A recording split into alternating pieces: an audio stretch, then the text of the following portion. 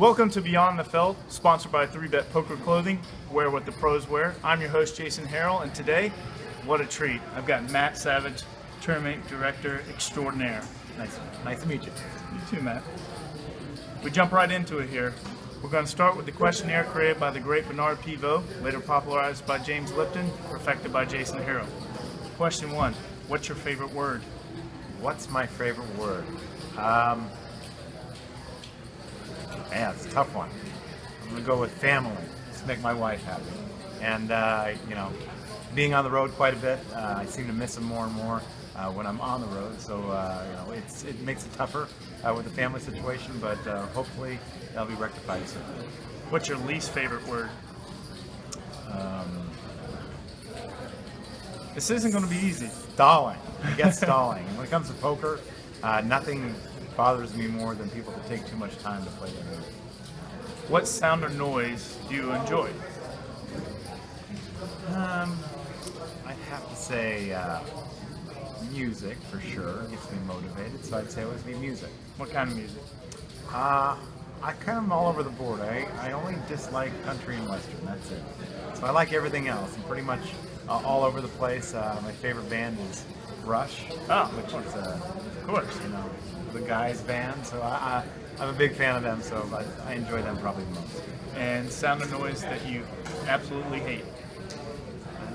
I would say the sound of a drill at 7:30 in the morning, like we've been having here lately, as they do the renovations on the hotel. Sound or noise that you just love? Sound or noise I love would probably be the sound of a well-hit golf shot. Well-hit. Yeah. What profession other than yours would you like to pursue? Realistically, or even famously? When I was young, I was, close to being a professional bowler. I would say that probably would not be what I would like to pursue now. Obviously, I'd like to be better at golf. Just beating my friends at golf would be good enough for me. So I guess that would be a profession I'd like to pursue. I'd love to go out there, and shoot 72 one of these days and, show them what it's all about. What profession other than yours would you just under no circumstance want to participate in? I would say I'd probably something to the effect of, that's a good question too. What I'd like to do least. Anything that had to do, it's such a tough question, Jason. I would say, I don't know, there's nothing that I really wouldn't dislike doing because, in my career and of working, I've done it all. I've cleaned ashtrays and everything like that, so I don't want to, demean anybody's position by saying there's something I wouldn't want to do, because I think, there's a value on everything. There's a value on every job out there. Future politician? And maybe. Well, if heaven exists, what would you like to hear God say when you enter the pearly gates? You've been a good man and a good father. Well, you're a good man for being here. You're not my father, but I'm sure you're just as good. Great job with the questions. I wanted to have you on here specifically because, in my opinion, and I think the majority of the poker community, you're one of the hardest working men that isn't on the table. Tournament director for the WPT and all these other tournaments that you sign up for. You're always on the road. How did you find this path?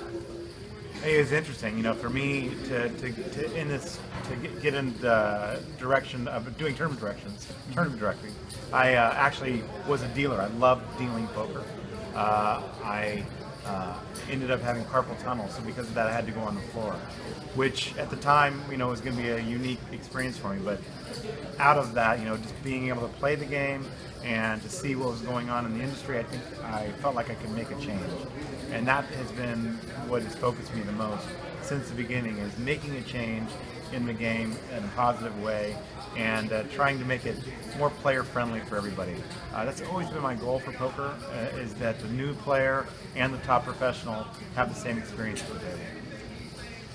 Was there ever the aspiration of being on the other side, being the player?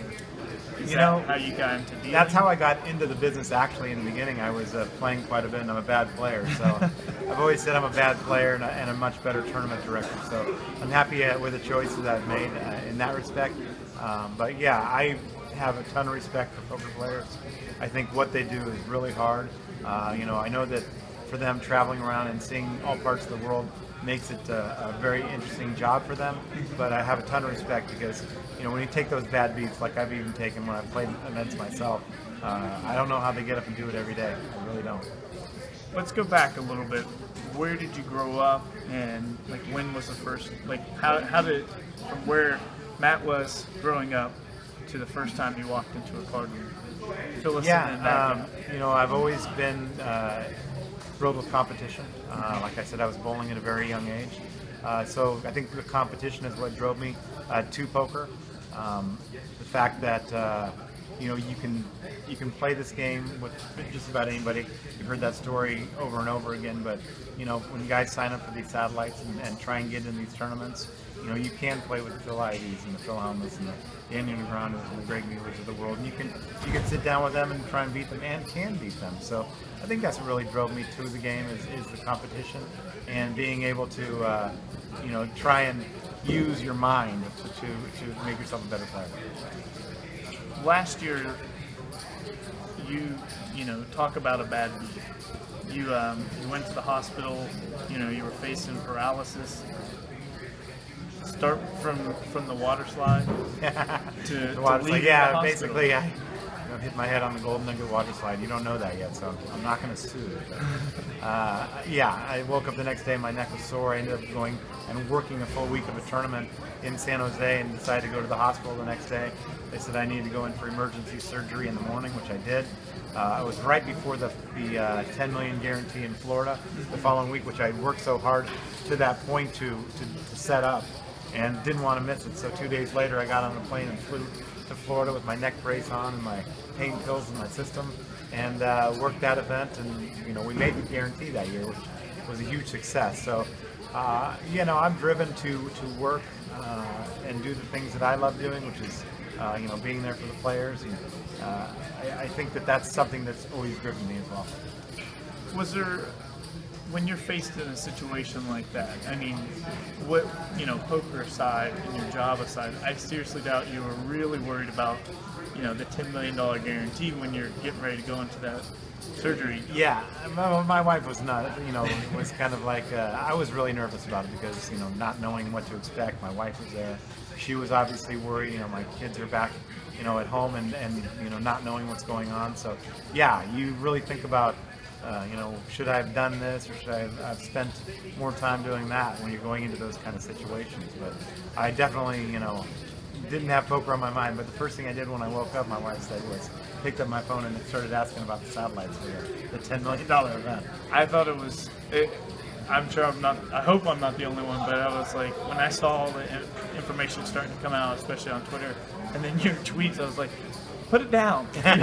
Take some time off. You've deserved it. You've earned it. Right. But, I mean, that just, you know, work ethic takes you so far in this industry. And, you know, the best poker players, you know, work the hardest on their game away from the felt. You work the hardest away from the casinos, like putting these tournaments together. What's the best like experience that you've had, like where a tournament just maybe it just came together, or just something that you saw that that just sticks out, that's like, wow, that was my moment, you know? Well, obviously, you know, back, you know, working the World Series back in 2002, 3, and 4, you know, I really do think that moment when Moneymaker won the World Series was kind of a changing factor for the game and for the industry. And you know, just being there. And the following year, 2004, when Greg Raymer won, I proposed to my wife there at that final table. It was, you know, those were, you know, thinking back to the World Series and the way it was before, back at Binion's, it was a different time.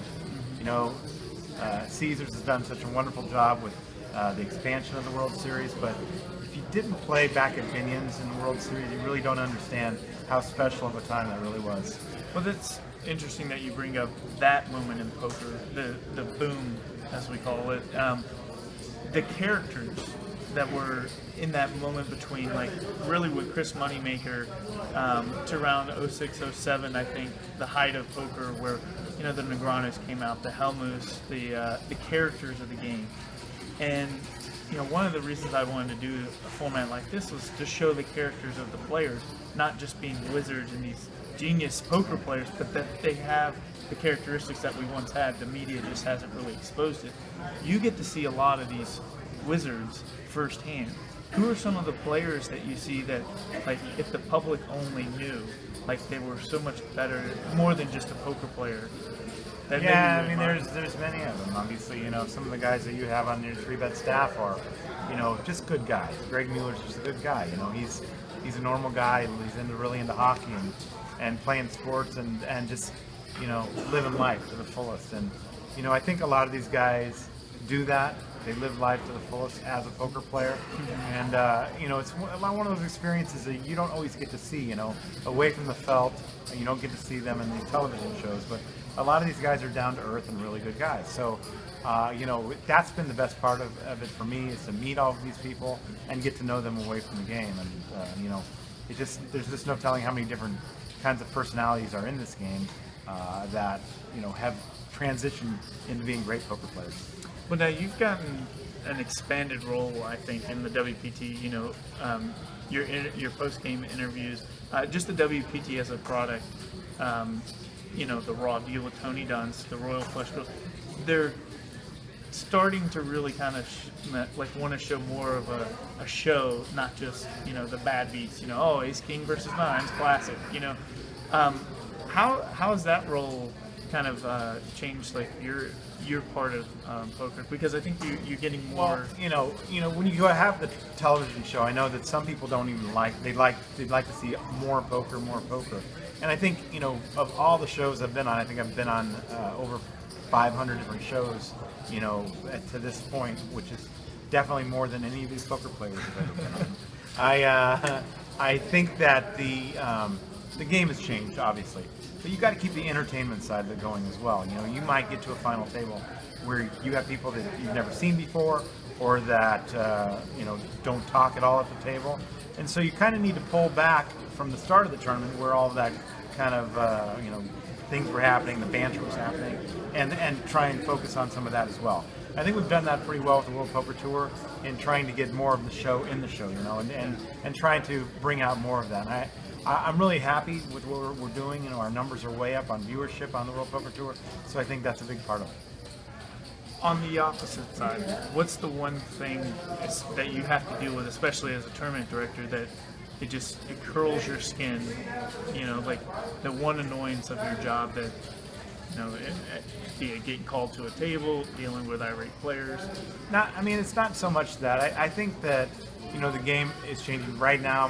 My crusade basically is to get flatter payouts and get more people paid, because I think it's a real thrill for the first-time player to come in there and cash in a tournament. It gives them a thought that they can go back and do it the next day. And, you know, the other thing that I'm really been harping on lately is removing some of these re-entry events. You know, though we started it here at the Commerce, you know, a few years ago, and, you know, the goal was never to take too much rake from the players. The goal was never to get people to put all of their money into one event.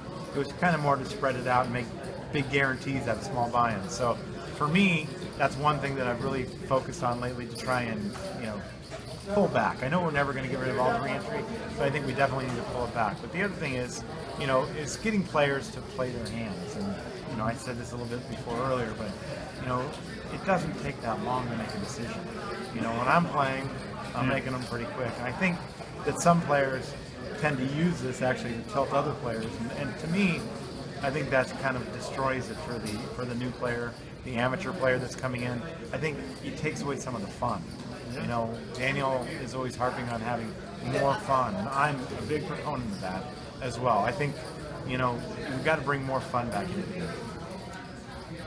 Talk about the balance. How do you balance your family life, which was the word that your favorite word, is so important to you, and you're on the road and you're logging these hours? Like, how do you do it? I think, you know, it's a little mix of taking them with me. I've been able to take my family on some, you know, great locations around the world. So I think you got to mix that in. Having FaceTime and Skype has really been a blessing for all of us that work so many hours on the road, because we get to see our families every day. Though it's not face to face, it is, we do get to see them. So I think those things are important, but also, if I'm working a long series, like a 3-week series here, then my family's able to come out here at least for a weekend or two to try and, get some of that time back together. Where does Matt Savage go from here? What's the future hold? Well, I would hope that it would be leaving a legacy in the game. I think that I've made a lot of positive impact on the game. I've had the opportunity and the fortune to meet so many great people that have respected me, and I respect them back for that. So to leave a legacy, I think, is very important. The talk of the Hall of Fame has come up for me lately, and I'm happy to hear that people put me in that kind of light with some of the great players of the game. But I definitely want to leave a positive, lasting impact, and that people will see that I had integrity where others may not have, and really cared about the game and the players to try and move the game forward. Well, I think you're close, if you're not already there, and your legacy is. I think it's already being written, and I can't thank you enough for the work from just as a player, for what you do.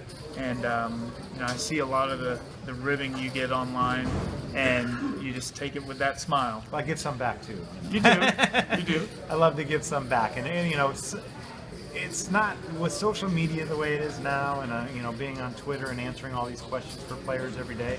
I think that really is able to bring some new players into the game. I really think that that's more of my focus than to answer questions about structures or things like that. And I just definitely think that the game has changed so much because of social media that I think it's a very important part of the way the game is today. And I think some players use it to a negative, where they're out there criticizing everything every day, where there's a lot of people working very hard to make sure that people have the right kind of experience at the event. It's a little troublesome sometimes when every little point gets nitpicked, but I do think that there are so many great people working in the game as well to try and make it a great experience. What's the most important thing going forward for the poker community that will either create the next boom or keep the game growing?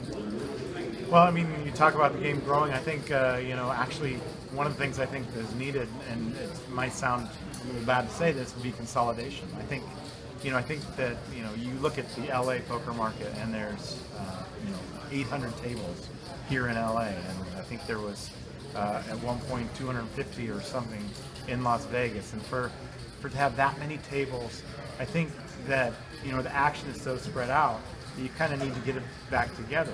There was a time a few years ago where there was a $10,000 event every week, and I think that that has a drain on the poker economy, obviously. But I do think that to keep the game growing, I think you need to keep it fun. I think you need to keep it exciting. You need to keep trying new things, new different formats, and obviously keeping the players happy. Well, you've kept this player happy, and thousands of players, maybe even millions out there. I appreciate the time, Matt. It's been a true pleasure. Thank you very much, Jason. I appreciate it. Thank you. You've been watching Beyond the Felt. I'm Jason Harrell. Matt Savage, thanks for joining us.